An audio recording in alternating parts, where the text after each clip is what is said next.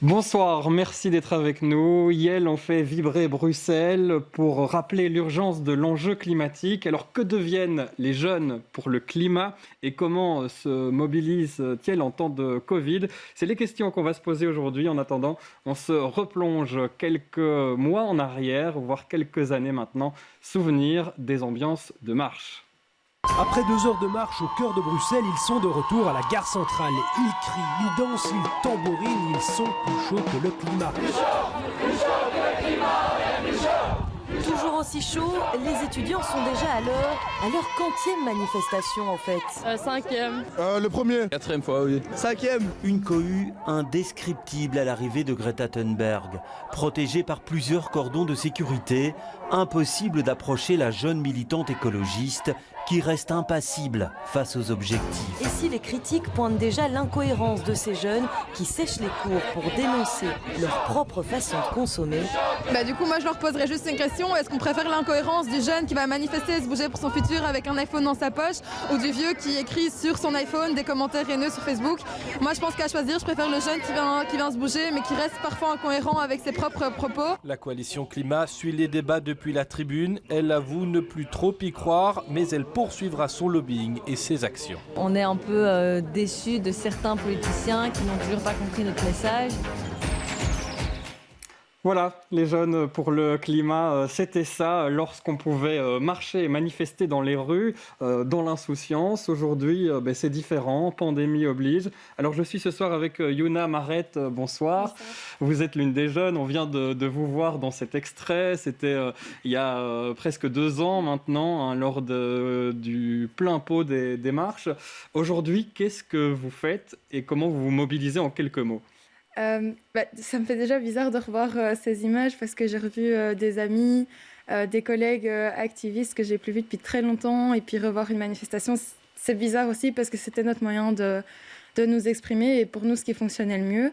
Alors oui, forcément, depuis cette pandémie, on a dû se réinventer et trouver d'autres moyens de continuer à être sur le terrain, de ne pas relâcher la pression. Moi, j'ai réussi à trouver un moyen en ligne, à distance, en coworking, d'écriture d'un texte de loi. Et donc là, on est en train de lancer un peu une proposition de parlement citoyen en Belgique. Donc pour moi, c'est forcément un moyen de continuer à m'investir sans devoir être dans la rue avec des milliers de jeunes. Après, ce n'est pas mon moyen de prédilection. Moi, j'aime bien faire du bruit, aller faire un peu de bazar, m'amuser, rencontrer des gens. Mais voilà, on doit s'adapter aussi en tant qu'activiste aujourd'hui et surtout pas relâcher la pression, c'est le plus important. Alors, aller faire du bruit, c'est encore possible de temps en temps. Martin Gillis, bonsoir, activiste Bonsoir. pour le climat.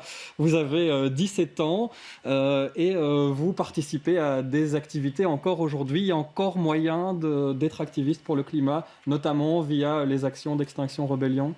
Effectivement, alors c'est toujours possible d'être activiste pour le climat. Il suffit d'un peu d'organisation et un peu d'imagination pour pouvoir continuer à se mobiliser pour le climat. Et on verra des images de ce qu'on peut faire. À côté de vous, Dominique Lemenu, bonsoir. Bonsoir. Vous êtes une des grands-mères pour le climat, secrétaire des grands-parents pour le climat. Ça veut dire quoi ? Mais ça veut dire que je fais partie de cette association qui s'est donnée pour mission de créer du lien entre les jeunes et les grands-parents pour défendre tout ce qu'il y a à défendre, pour sauvegarder la planète et pour donner une terre à vivre pour nos petits-enfants. Et donc, c'était chouette de revoir les images des manifestations parce que c'était pour nous un très grand moment, un moment qu'on a beaucoup apprécié parce que c'était pour nous l'occasion de montrer notre soutien aux jeunes. On était là jeudi après jeudi à toutes les manifestations. Et de vous faire connaître en tant qu'autre génération, mobilisée quand même. Pour nous faire connaître, mais aussi et surtout pour les remercier, pour les soutenir, pour dire qu'on est content de voir que les jeunes s'y mettent aussi et qu'ils peuvent compter sur notre appui. Alors avec nous aussi ce soir Adélaïde Charlier, on vous a vu dans l'extrait pour cette coalition climat, vous êtes à distance aujourd'hui. Dites-nous Adélaïde, on vous a beaucoup vu lors des manifestations comme Youna, comme Anuna de Wever du côté néerlandophone. Aujourd'hui, quel est votre quotidien On continue ces mobilisations. Le mouvement s'est un peu réinventé parce qu'évidemment, comme Yuna l'a dit, notre force était d'être dans la rue, de faire un maximum de bruit. C'est plus possible aujourd'hui. Mais on se réinvente. On est toujours présent sur les réseaux sociaux à faire grève les vendredis. Mais même ces derniers mois, on a commencé à faire grève dans la rue, mais à nombre réduit. Donc voilà, on ne peut pas être plus de 30, sinon c'est pas top. Mais on va voir ça, un extrait, Adélaïde. Je vous ai rencontré vendredi lors d'une manifestation devant la Commission européenne. C'est parti. Aujourd'hui, on manifeste contre la PAC, qui est la politique agricole commune. Et donc, c'est une politique pour l'agriculture européenne qui se négocie tous les 7 ans.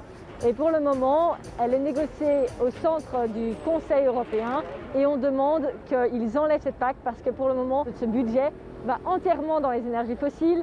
80% du budget va seulement à 20% des fermiers. Donc c'est non seulement pas bon pour le climat, c'est aussi pas bon pour la justice sociale. Du coup, on est contre cette PAC et on demande à la Commission européenne qui a le pouvoir de l'enlever, d'en reproposer une nouvelle.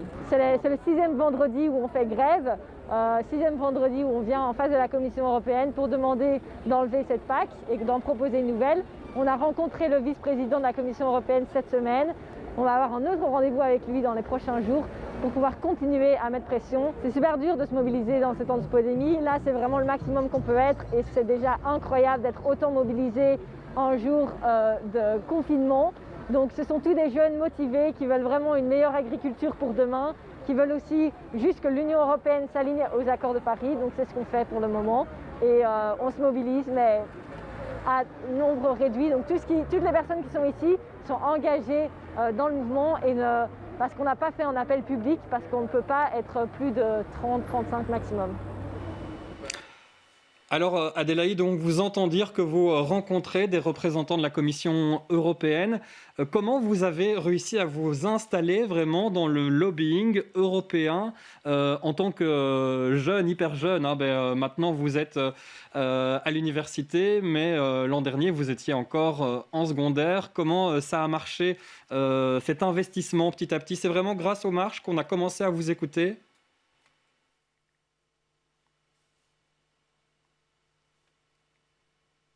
On a perdu le son.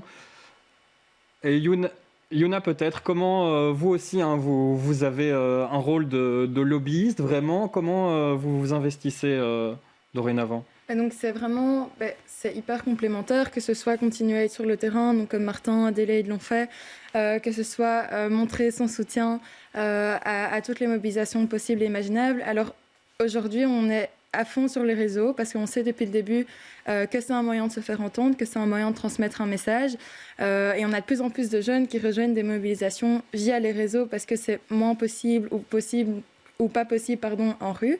Donc aujourd'hui on continue à envoyer des mails à nos représentants, on continue à faire du boycott via internet, appeler au boycott via internet. Donc voilà, là on utilise les moyens qu'on a aujourd'hui pour faire du bruit, que ce soit via des textes de loi comme ce que moi je suis en train de faire maintenant, via la campagne que Martin a fait avec Extinction Rebellion, ou comme Adélaïde, aller en nombre réduit à des endroits qui sont permis avec une distanciation pour rappeler qu'on est là et que les 30 personnes qui sont là chaque semaine représentent des centaines et des centaines et des centaines qui sont derrière leurs écrans à les soutenir. Les grands-parents pour le climat, vous faites aussi encore des actions. Je vous avais rencontré il y a quelques semaines. Oui. Vous étiez devant le Parlement européen. C'était en soutien à Pierre Larrouturou qui entamait sa grève de la faim à ce moment-là. C'est quoi votre message, vous? Qui vous allez interpeller à ce moment-là? Disons qu'on avait à cœur de soutenir Pierre Larrouturou, qu'on trouvait très courageux, de le soutenir donc, dans cette lutte pour obtenir un meilleur financement du budget européen, parce que comment mettre en œuvre des mesures qui seront nécessairement chères pour certaines d'entre elles, sans se donner les moyens, et ça nous paraît logique d'aller chercher l'argent là où il est. Dans des taxer la spéculation, taxer les transactions, c'est une manière d'amener quand même 80 millions à la communauté européenne sans toucher les plus petits. Parce que c'est ça son combat aux députés européens. C'était son combat et on le soutient vraiment parce qu'on a à cœur aussi de lutter pour une justice sociale. Ça nous paraît super important. On dit toujours le climat sera social ou ne sera pas, la lutte contre le climat, contre le dérèglement climatique, pardon. Et donc, cette dimension sociale est super importante pour nous. Et donc, ça passe par des financements qui soient alternatifs. Et donc, c'est pourquoi on souhaitait être là. On a aussi encouragé nos membres à écrire à Angela Merkel et Macron, toujours dans cette optique d'une budgétisation plus sérieuse des efforts à faire au niveau européen. Et donc, oui, il y a un axe plaidoyer qui est très présent dans notre action, à côté de cet axe transmission, et à côté du troisième axe aussi, qui est la cohérence, une volonté de vivre selon les valeurs qu'on défend. Et donc, notamment en diminuant la consommation, en faisant des économies d'énergie, en limitant l'avion, toutes ces choses. Alors, autre action plus localisée, cette fois, c'était celle d'Extinction Rebellion, à laquelle vous avez participé, Martin, en tant qu'activiste climatique. Ce week-end, vous avez bloqué des entrées du bois de la Cambre. Regardez ce que ça donne. Ok, prêt ?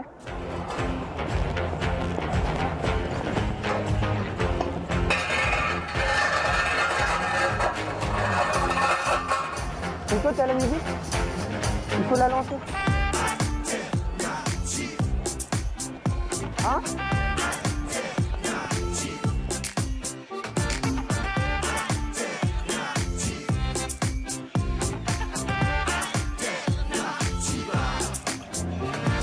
On est désolé, ça va pas être possible parce que si on fait ça pour vous, on va devoir faire ça pour tout le monde. Mais merci de votre compréhension, monsieur. Au revoir. Voilà, la désobéissance civile, hein, ça c'est l'ADN d'Extinction Rebellion. Faire des actions où parfois il y a des arrestations, des interpellations par la police. Ici, ça n'a pas été le cas samedi, je crois. C'est quoi l'idée de cette désobéissance civile et est-ce que c'est possible en temps de Covid? Ici, on voit que oui, mais est-ce que c'est plus facile, moins facile? C'est un peu moins facile en temps de Covid, c'est-à-dire qu'il nous faut trouver des astuces nouvelles pour pouvoir bloquer des routes, par exemple, des choses comme ça. Mais c'est tout à fait possible, la vidéo le prouve, on a des techniques, voilà, 1,50 m de distance et le masque, c'est tout à fait respecté. Et donc voilà, c'est tout à fait possible. Alors, on vous voit danser là pour bloquer l'accès au bois de la Cambre. C'est une grosse polémique qu'on connaît bien ici sur BX1, qu'on a pas mal suivi. Quels sont les retours des automobilistes que vous arrêtez lorsque vous faites ce genre d'action ? Alors, on a pu voir durant ces actions-là que beaucoup d'automobilistes étaient contents, mais également que beaucoup d'automobilistes n'étaient pas contents. Donc, comme vous l'avez dit, c'est un sujet qui est très sensible et qui est encore débattu aujourd'hui. Alors, on essaye de partir à la rencontre d'automobilistes aussi pour comprendre leur point de vue, parce que je pense que c'est très important d'avoir les deux points de vue pour pouvoir se battre. Et donc voilà, on est parti à leur rencontre, mais malheureusement on n'a pas toujours des bons retours. On peut le voir sur certains groupes Facebook par exemple, où on nous appelle par exemple les cheveux sales ou des choses comme ça. Mais voilà, ça c'est... Ça polarise un peu parfois le débat entre Extinction Rebellion, où vous êtes vraiment vu comme marginalisé en fait. Oui, tout à fait. Voilà, c'est des choses comme ça, mais comme on dit, on entend toujours ceux qui crient le plus fort. Alors ici, on les entend eux. C'est eux qui arrivent à se plaindre et on n'entend jamais ceux qui sont contents. Donc voilà, nous on est contents que cette partie sud soit toujours fermée. On espère que tout le parc pourra fermer un jour, mais voilà. Plus généralement, quand on a 17 ans, comme vous, Martin, que vous investissez dans le Youth for Climate, dans Extinction Rebellion de temps en temps, quand vous êtes un activiste climatique, même en temps de pandémie, ça veut dire quoi? Ça veut dire que vous avez peur, que c'est la seule possibilité qui vous reste? Qu'est-ce qui se passe dans votre tête? Dites-nous un peu. Mais c'est-à-dire qu'ici, on a bien vu que l'effondrement de l'économie a prouvé en fait les failles de notre système et qu'en fait, il faut pas s'arrêter de se battre parce que oui, c'est une pandémie et on a été bloqué chez nous, mais justement, on a été bloqué chez nous et ça nous a permis de réfléchir à des idées qui sont de plus en plus incroyables. Et voilà, en fait, il faut continuer à se battre parce que parce que sinon on arrivera tout doucement vers la fin. Et c'est ça qu'on ne veut pas. Et c'est pour ça aujourd'hui qu'on est là tous les trois sur le plateau et Adélaïde en distanciel. Mais voilà, il faut continuer. C'est quoi votre espoir? Bon, allez, on a beaucoup parlé de ça au moment des marches en disant, ben voilà, nous on veut croire en notre projet futur, notre monde futur. Ici, on vit quand même une énorme crise économique, sanitaire. Qu'est-ce que ça fait d'avoir 19 ans, Yuna, pendant cette crise, et comment on peut s'accrocher à de l'espoir? Oui. Mais moi, mon espoir aujourd'hui, on a souvent parlé de retour à la normale ou pas. Mon espoir aujourd'hui, comme Martin l'a exprimé, c'est que les gens se rendent compte qu'en fait, cette pandémie, elle n'est pas arrivée de nulle part. C'est pas, voilà, ça ne nous est pas tombé dessus, c'est nous qui l'avons créée. Et ça montre effectivement les failles et les limites de notre système qu'on pousse à bout de plus en plus et puis qui n'arrive plus à suivre le rythme. Et on se retrouve avec des pandémies qui, pendant des semaines, des mois, nous bloquent à la maison. Alors, on a vu pendant le mi-déconfinement qu'on a eu en juin, que les gens sont vite retournés dans leurs anciennes habitudes. Moi, pour l'instant, j'essaye le plus possible, moi et tous les activistes et en fait toutes les personnes qui sont conscientes de ce que cette pandémie représentait, on pousse le plus possible le fait qu'on s'attire un peu nos propres foudres parce qu'on continue à vivre comme si la planète allait avoir des ressources illimitées, qu'on allait toujours pouvoir avoir accès à tout de la manière dont on l'a aujourd'hui et c'est pas vrai.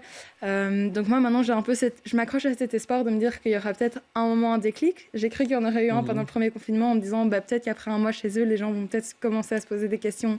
Ça n'a malheureusement pas assez suffi. Donc j'espère aujourd'hui vraiment qu'il y aura ce besoin de déclic parce que là on est prêt, on dit qu'il y a beaucoup de gens qui le veulent, on dit qu'on est prêt à le mettre en place, ce changement, cette transition, mais j'espère que d'ici, quand je me réveillerai demain, tout le monde dira ok, on ne peut plus vivre avec ce monde-ci et on va changer ça. Donc c'est un peu ça qui m'anime aujourd'hui en tant que jeune de 19 ans, ado dans cette pandémie qui suis moi aussi confinée à la maison. C'est que les gens se disent on ne veut plus de cette pandémie, donc on ne veut plus du monde d'aujourd'hui et on va complètement le réinventer et faisons-le ensemble pour qu'effectivement on ait ce côté social en tête et qu'il soit le plus juste pour tout le monde et que ce ne soit pas toujours les mêmes personnes qui se mettent autour de la table et qui distribuent les cartes entre eux. La justice climatique et sociale qui vont de pair, ça fait partie de vos revendications. Le Parlement citoyen, c'est ce sur quoi vous travaillez pour le moment, vous nous le disiez. Alors, on va voir des images de ce que c'est déjà sur votre page Facebook. Pour l'instant, le Parlement citoyen, c'est très virtuel, forcément. Il n'y a pas de possibilité de le faire autrement. Expliquez-nous, là on voit vous avez le soutien par exemple d'Esmeralda de Belgique. Oui. Ce qui est derrière cette action et qu'est-ce que vous proposez concrètement? Oui, alors c'est le Parlement citoyen, ça part justement du constat qu'il y a une urgence climatique, mais environnementale de manière plus large, mais qu'il y a aussi une crise dans la démocratie, dans le sens où de moins en moins de personnes en Belgique arrivent à s'identifier à nos politiciens et à leur faire confiance. Donc en ayant établi un peu ces deux constats, on s'est dit pourquoi pas réinventer la démocratie et en même temps faire en sorte qu'elle soit sociale, vu qu'on ne distingue pas les deux. Donc en fait, nous, c'est une proposition de citoyens de manière pas bénévole. Donc c'est pendant un an, des citoyens qui seront tirés au sort, 101 personnes plus ou moins, sur un certain nombre de critères pour que ce soit le plus représentatif. C'est vraiment pour réinventer aussi la démocratie. Tout à fait, donc c'est vraiment démocratie et environnement, et puis on a mixé les deux, on a vu ce qu'on pouvait en faire. Donc le but, c'est que 101 personnes travaillent pendant un an sur des thématiques qui sont déjà à l'ordre aujourd'hui du jour, mais qui ne sont pas discutées ou appuyées de manière politique. C'est dans les parlements actuellement. Oui, dans le Parlement actuellement, et que ces citoyens proposent des actions, des mesures à mettre en place. Et alors, pour s'assurer qu'ils ne font pas ça de manière vaine, les politiciens auront deux choix. C'est soit de dire oui et de mettre en place ces propositions, soit de dire non, mais alors de justifier publiquement pourquoi.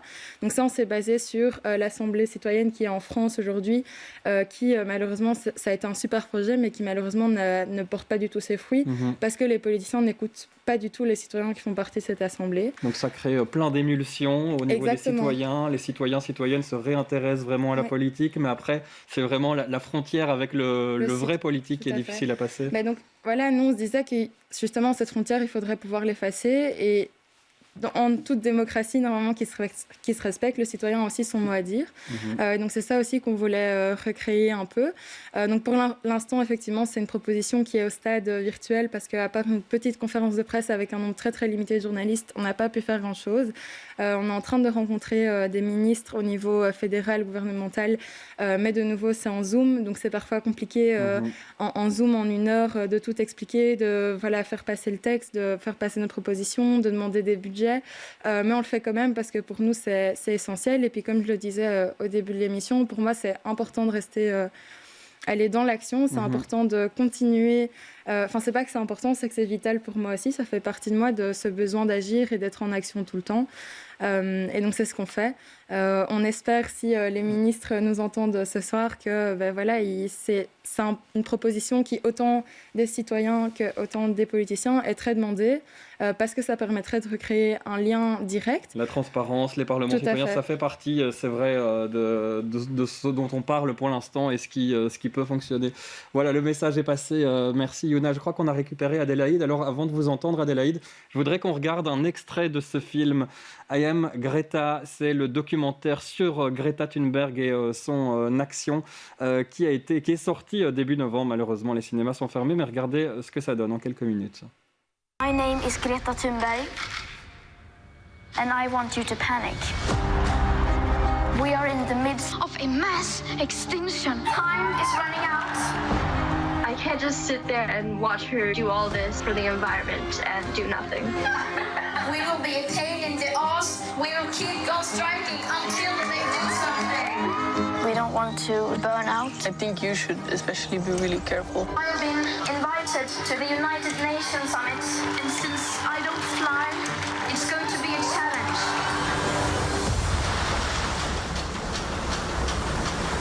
Et voilà, et Bruxelles est hyper présente dans ce documentaire. Vous aussi, Adélaïde Charlier, vous avez vraiment accompagné Greta dans beaucoup de ses combats. On ne le voit pas forcément dans le trailer, mais quand ce documentaire, vous pouvez nous expliquer en quelques mots quelle place il a, pourquoi il a été créé, par qui? Ce documentaire, en fait, il a été créé par un réalisateur qui connaît Greta depuis le premier jour où elle a fait sa première manif il y a plus de 2 ans maintenant, en août 2018, qu'il a rencontré. Et en fait, il a tout de suite été un peu impressionné. Il s'est dit, est-ce que je peux commencer à te filmer, etc. Et en fait, ça a commencé du premier jour. Donc, vraiment, le premier jour qu'on voit dans le film, c'est le réel premier jour. Rien n'a été rejoué.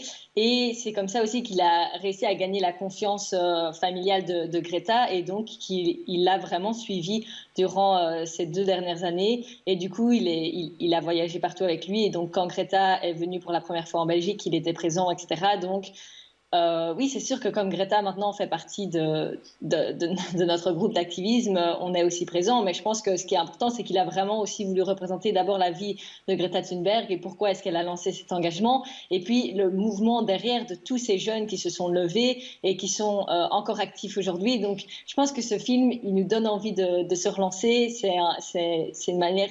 En fait, il est très très beau. Il donne envie de recommencer, quoi. Vous dites aussi, Adélaïde, j'ai déjà entendu ça dans votre discours, que quand les gens voient ce film, quand on vous voit, quand on revoit des images de manifestations, on vous remercie toujours pour ce que vous faites.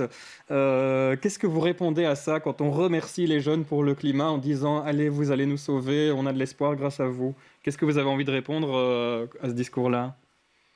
C'est un réel problème parce que évidemment, nous, les jeunes, on se mobilise et il faut s'assurer qu'on soutient les jeunes, mais il faut s'assurer qu'on ne fasse pas une petite tapette sur l'épaule en nous disant « continuez parce que vous allez nous sauver ». On n'est pas du tout en espoir pour tout le monde. Nous, on est là pour réveiller, pour faire secouer le politique, faire secouer les citoyens autour de nous. Mais s'il n'y a pas un retour, on ne va pas aller très loin. C'est là qu'il est important de savoir, surtout pour nos politiciens, qu'il est bien de nous remercier, de nous dire bravo, continuez.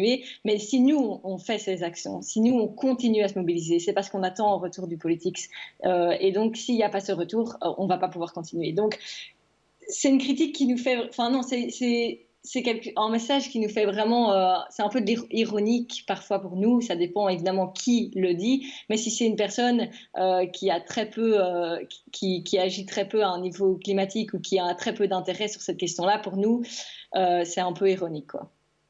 Merci beaucoup Adélaïde Charlier. On arrive déjà à la fin de cette émission malheureusement. Alors on l'a vu, les grands-parents pour le climat continuent à se mobiliser. C'est une manière de pas juste dire aux jeunes ok allez-y, on croit en vous, c'est y aller avec eux. Extinction Rebellion, les Youth for Climate, il y a encore des actions. Si on est jeune et qu'on n'est pas engagé dans ces mouvements et qu'on a envie de le faire, comment on fait Martin en un mot ? Alors, on peut toujours nous rejoindre sur les réseaux sociaux. Toutes les actions sont là-bas. On met des infos tous les jours, presque. Donc, c'est le meilleur moyen de nous suivre et suivre nos actions. On communique quand même beaucoup sur les actions à venir. Donc, il faut s'inscrire parfois, surtout en ce temps de Covid. Il faut s'inscrire pour pouvoir participer parce que la police nous demande aussi un nombre de personnes et de manifestants fixes. Donc voilà, mais vous pouvez toujours venir. Voilà, il y a moyen de s'inscrire, en tout cas, d'échanger avec vous pour savoir comment s'engager. Pareil pour le Parlement citoyen. Pareil. Toutes les infos sont à retrouver. Vos propositions, c'est sur votre site internet et la page Facebook. Le site. Et on a aussi quelque chose de super bien fait. On peut, via le site, envoyer un mail à nos représentants pour leur demander de mettre ça en place. Donc il suffit d'aller se promener un peu sur le site et d'envoyer un mail. Merci à tous les 4 d'avoir été mes invités pour cette émission sur l'activisme climatique en tant que pandémie, que vos luttes continuent et je vous retrouve très bientôt pour un nouveau numéro d'Autrement.